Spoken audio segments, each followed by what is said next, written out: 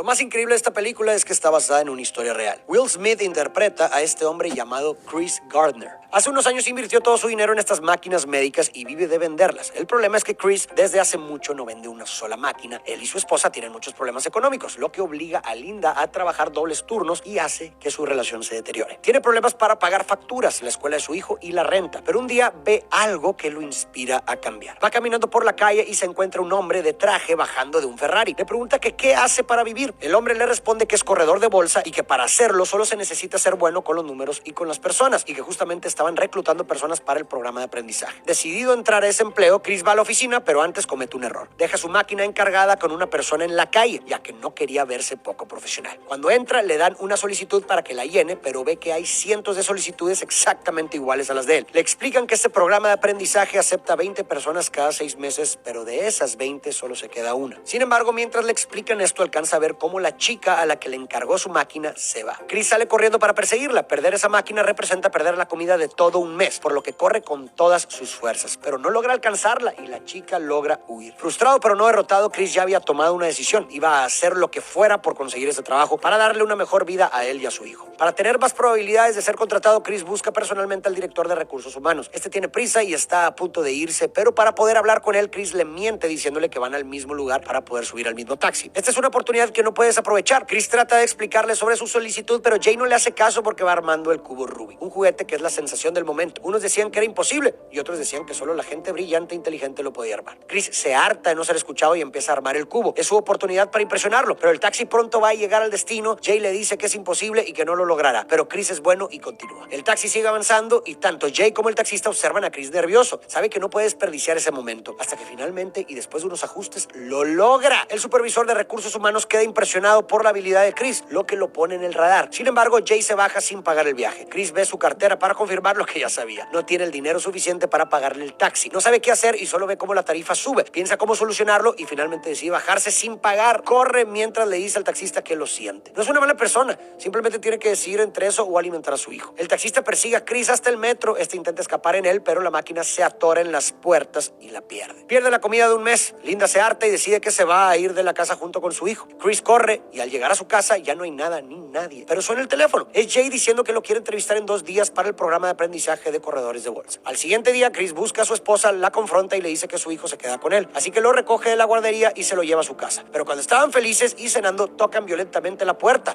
Es el rentero. Chris debe 3 meses de renta, las facturas de los servicios, las multas del coche y sus impuestos. El rentero le dice que mañana se largue del edificio, pero Chris llega al acuerdo de que si pinta el departamento le dará una semana más y este acepta. Mientras lo pinta, vuelven a tocar la puerta. Abre y es la policía. Se lo llevan a la cárcel porque tenía que pagar sus multas. Al no tener dinero les da un cheque y a pesar de tener la entrevista más importante de su vida, al día siguiente lo obligan a pasar ahí toda la noche. Al día siguiente lo dejan salir, corre a la entrevista con la misma ropa de pintor y el tiempo encima. Llega a las oficinas y sube el elevador. Todos lo ven raro. Es un lugar lleno de hombres trajeados y elegantes, pero él todavía tiene pintura en el cuerpo. Mientras espera, se ve su nerviosismo, incomodidad y autopercepción de inferioridad. Pero a él no le importa y entra a la entrevista. Los jefes no se muestran muy felices con su aspecto ni con su currículum, pero después de una buena plática y hacerlos reír, logra entrar al programa de los 20 candidatos. No había salario ni una promesa de trabajo, pero aún así decide intentarlo. Y para hacer más complicadas las cosas, Linda se va de la ciudad, por lo que él tendrá que hacerse cargo 100% de su hijo. Solo tiene que sobrevivir 6 meses y lograr ser seleccionado para poder tener una mejor vida para él y su hijo. Pero de no ser así, quedaría sin ni un solo centavo y en la quiebra total. Empieza a vender máquinas e ir a las capacitaciones. Hasta se muda a un motel para ahorrar costos de alquiler. Las cosas parecían estar yendo bien. Poco a poco iba mejorando en las prácticas de oficina y logra vender todas las máquinas, lo que le permite comprar comida y pagar algunas deudas y ahorrar, e incluso lo invitan a un partido donde conoce a gente muy influyente. Hasta que sin previo aviso la vida le da un golpe de realidad. El banco saca todo su dinero de su cuenta porque debía impuestos, lo que lo deja en quiebra. Ya no puede pagar el alquiler y cuando llegan al motel donde vivían, Chris y su hijo ven cómo todas las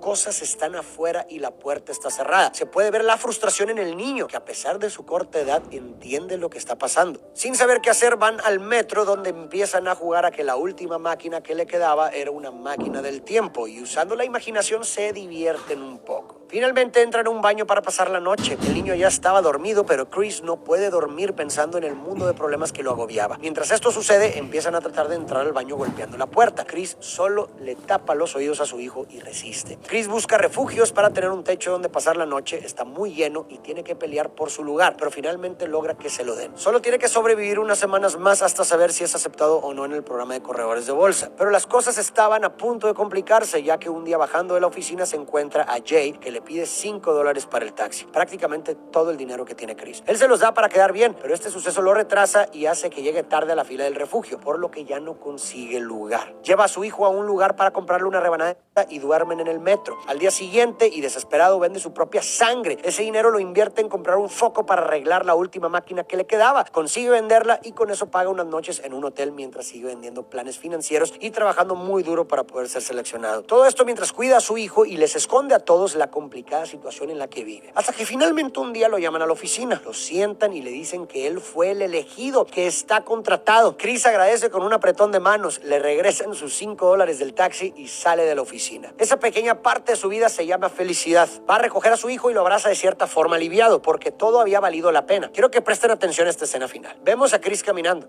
Se le ve más tranquilo, en una mano a su hijo y en la otra un pequeño maletín. Algo mucho más ligero que esas pesadas máquinas que cargaba a todos lados, las cuales simbolizaban la carga de su pasado. Después se cruza un hombre. Él es el verdadero Chris Gardner, actualmente empresario, escritor, conferencista y filántropo. Esta historia está basada en su vida. Esta película va mucho más allá de Chris y del dinero. Va sobre todos los padres que tuvieron que criar solos a un hijo. Sobre todas las madres que tienen que hacer hasta lo imposible por sacar adelante a sus niños. Por esas personas que ponen por delante de ellos a las personas que aman. Y también va sobre toda aquella persona que tiene un sueño. Porque como dijo Nietzsche, quien tiene claro un porqué puede soportar casi cualquier cómo.